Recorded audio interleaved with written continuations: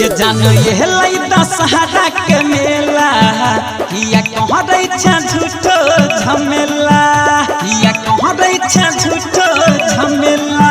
ये जानो ये लाई दशहरा के मेला किया कहाँ रही झूठो झमेला।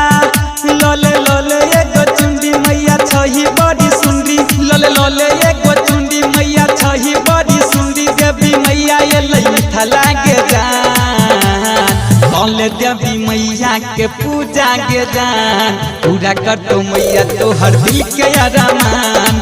कौले देवी मैया के पूजा के जान पूरा कर तो मैया तो हर दिल के अरमान। दिल के अरमान दिल के अरमान पूरा कर तो मैया तो हर दिल के अरमान। 9 दिन नवरात्र में कॉल है उपास गे पर जब भक्ति में मैया के खास गे सुन ले तो मैया जब तो हर पुकार गे जे तू नहीं मेहनत तो हर बेकार गे जे तू नहीं मेहनत तो हर बेकार गे। 9 दिन नवरात्र में कॉल है उपास गे पर जब भक्ति में मैया के खास गे सुन ले तो मैया जब तो हर पुकार गे जे तू नहीं मेहनत तो हर बेकार गे तो हर बेकार गे। मैया के शरण पूजल न तू चरण एला मैया के शरण पूजल न तू चरण देवी मैया एलै मिथिला के जान। कल देवी मैया के पूजा के जान पूरा कर तो मैया तो हर दिल के अरमान।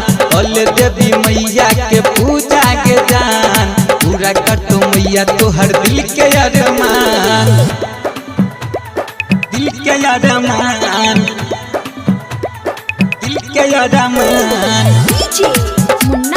पूरा कर तो मैया तो हर दिल के अरमान। और हुला फुलबा से डाला सजई है शिवहा राजा के संगे तू जई है मैया दुआरी पर घंटी बजई है राजेश संगे मैं के चुनरी चढ़ई है राजेश संगे मैं के चुनरी चढ़ई है।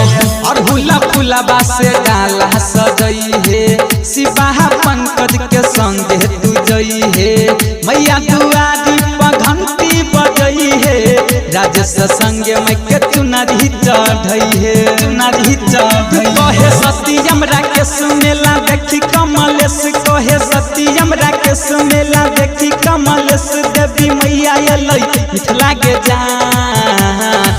कल देवी मैया के पूजा के जान पूरा कर तो मैया तो हर दिल के अरमान।